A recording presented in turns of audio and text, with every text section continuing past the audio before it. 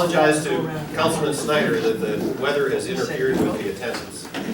And I will be very brief. I think everybody who's here knows me, so I'm not going to say who I am, but I would like to introduce my very good friend, Stephanie Finley, who is a member of the Kono Advisory Committee, and as well as everything else she does, and she is going to introduce our speaker. So thank you very much. My pleasure. How is this that you would come do this? I think this is such a great idea. And so I'm pleased and proud as somebody who's been in elected, I have not been in elective office, but I've served people in elective office, and I've been in government and policy and politics most of my career. So this is fun for me to get to introduce somebody that I got to know in 2008, Val Snider, amazing community advocate, has such a heart for this city, such a heart. And so in 2008, we worked on this horrible, awful initiative. For a year and a half. Yes, for a year and a half. It's very painful, but we had great passion behind it. And it was the initiative to try to fund public safety and public health. And then the economy tanked in 2008, and our initiative tanked. But a lot of great people worked on it, and that's where I got to see to the very depths of Val's soul about how much he cares about this place, because he worked hours and hours and hours when others just couldn't find the time, wouldn't find the time, didn't want to find the time. Val was always there with many of us who were so passionate about it as well. And so I was so gratified when he chose to run for office, because I thought that's the kind of person we need in public service. Somebody who's not driving their own agenda, somebody who is so committed to the community, and with his background of 17 years in the Air Force and serving as a police officer, who better to understand much of what goes on in the city. So Val, I just want to say thank you for your service, 2011 to 2015. Very good, Jill told me this earlier. And to say thank you so much for what you've done. And I hope, I have lots of questions for you, so as you go along, if you don't mind, I'll be peppering you with things I'm curious about. That's part of the strategy. Val Snider, everyone. Just pull up a chair so I can face you folks.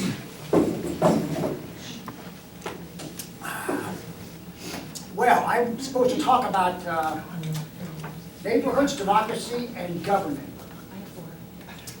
So I've thought about that, and I think I can wind all of that into a couple of experiences I've had on the city council, so we'll see.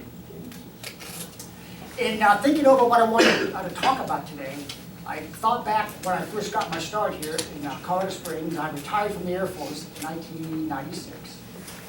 And I have come from somebody who was totally disengaged in the local government. I mean, totally. I didn't even know who the mayor was when I retired. I remember at one time, I think 1993 or 4, they had a, you may be able to correct me here, if you were here around the early 90s, but they had a capital infrastructure 1/2 cent sales tax that the public voted to stop doing. And that 1/2 cent would pay for things like roads, bridges, and stormwater. So I've come from somebody voting against that, wanting that 1/2 cent sales tax taken away because I didn't understand a thing about the city and I was totally disengaged. So it was your vote that did it? I think it was 2. Yeah. It was 2. That's a good point. Yeah, I hope that's on record. We're videoing though. Yeah. Okay, I want a copy of this. I want any copy. So I went from somebody totally against taxes for anything, and fast forward quick to 2012 when I volunteered to serve on the Stormwater Task Force. Somebody who was then asking for extra money to pay for stormwater, something that back in the early 90s I voted to do away with. So I did think it's kind of funny. I've come from being totally disengaged from government to slowly but surely volunteering for things around town. Got appointed to a couple of the boards and commissions. ended up running for office, really on a warrant, and if you want to, we can talk about that during the Q&A, but it was just kind of on a whim, use it as a training ground to do something else. Got elected accidentally. And then the last 4 years worked in what I would term the bowels of local government. If you remember your bowels, they go this way and that way, and that's what I like. My life, and Councilwoman Gabler can also probably say, sometimes if you're not snaking somewhere, you're just bobbing and weaving, or you get pulled in so many different directions. So I certainly had the extreme, so I had to think of something to say that wasn't extreme this morning, because I've seen both sides, and I've noticed a change in myself just the past couple of months as I've started to transition, if you will, from an elected office to a normal person. What I want to do is reflect a couple of experiences that I had on council, and then at the end, relate that to the things that Cono does. During my time on council, and also during the time I've done my volunteering, I was able to work with groups that were well-intentioned and got some good things done, and I've worked with some groups that were well-intentioned but just didn't seem to get that many things done. So looking back, I've tried to figure out those groups that were not that functional, what happened. And what I'm still striving to answer, I can ask the question, how do you create an environment where different views, the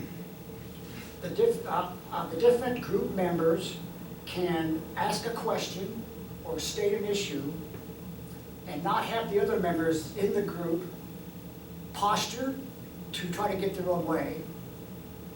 Instead, have an open forum where you can talk. And I haven't done that. I haven't cracked that nut, but I've served the past 4 years in a group environment. Anybody that reads the Gazette knows it wasn't as functional as it could be, and I would state a lot of the time dysfunctional. So I'm going to relate the changes I saw in my 4 years working as an elected, but I think a lot of the things I saw that didn't work well could be applied to almost any group. Go back to 2011, we had the election which changed the form of government. We had a professional manager that was overseen by the council, and that professional manager would do what government managers do, and that's run the operations of the city. Well, we decided to go, instead of the manager, have the elected mayor. So June 2011, we started them. We had a mayor which was basically working the job of the city manager. We had 6 new council members. I was one of those. So we're thrown into a new form of government, or this could just be a new group. This could be, I think, a neighborhood meeting. You've got a bunch of new people, they want to do good, but they have no idea what they're doing. There was not much of a framework for the new form of government. There wasn't a real framework for council what to do. We had a mayor who had no experience in the local government, none. We had a city attorney with no experience in the local government. And we ended up having some department managers also with no experience in the local government. Then you had a council which didn't have access to the city staff so they could do their independent research.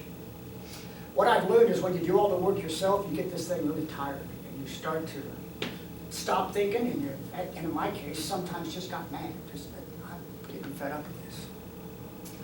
So and then we had a chief of staff who had no local government experience. In the first 2 years, the people that were, if you were pulling the gears for local government, they meant well. There was a lot to do, but they just didn't understand how government works. And a lot of people would say, well, that's probably pretty good if they don't know how government works. Well, in my view, if you want to change government, you have to understand how it worked before. And then it probably needs some changes, but do that with that in mind.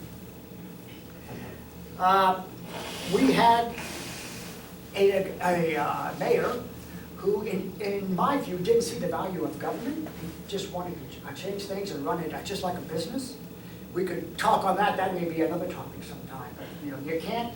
I would argue you can't run a government like a business, because the government has to do things that don't give a return on the investment, like the homeless, you know, who wants to care for that? That's not a profit center.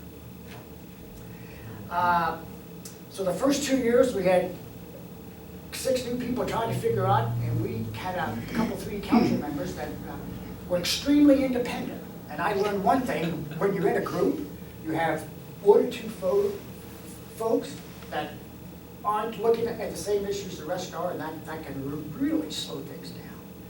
And it did. So we had 2 years of flux. Then in 2013, we had an election. 6 more new people were now part of government. And we had 5 of those people were pretty confident that, due to probably reading in the Gazette, talking to people around town, they knew how to fix things. And I would say they didn't know as much as maybe they thought they did. But It's very diplomatic. yes, I'm not done.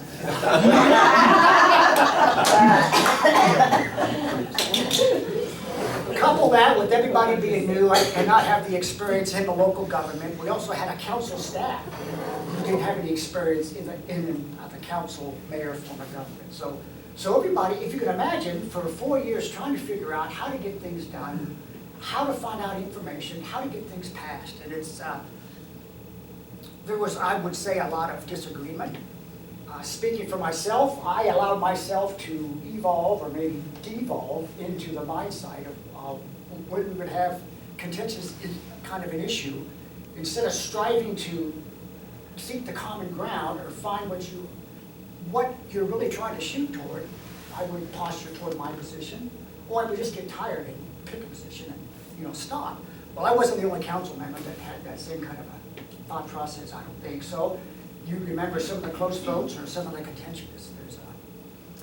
I just feel that was just the result of a lot of things bottling up, like in groups. You've probably been in groups before, that one thing starts and then it leads to something else, and then leads to something else, and you just, how did this happen?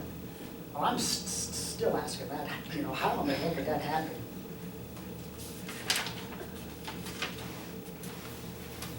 And I would also say another complication we have, and I've learned how important leadership is. And I was going to say the word proper because that's a subjective assessment on my part. But we have a council president who spent years and years at the state. The state works much differently than at the local level, in my opinion. At the state, whoever the leader there is, almost always has what's called a caucus. That's the people of your same party. And when you decide to go one way, you get the caucus, and they usually follow you. That concept at the local level, I don't think works so well.